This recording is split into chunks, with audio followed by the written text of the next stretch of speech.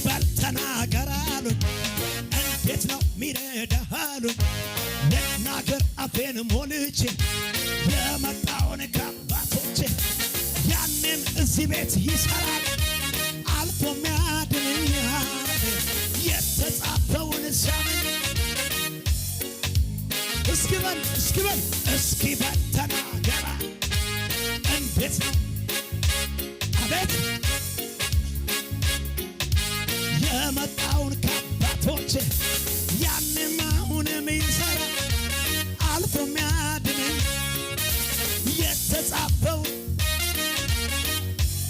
በልታ ኪዳን አለ የእውነትም ቃል አለ ኢየሱስ ልጁ ያደረገኝ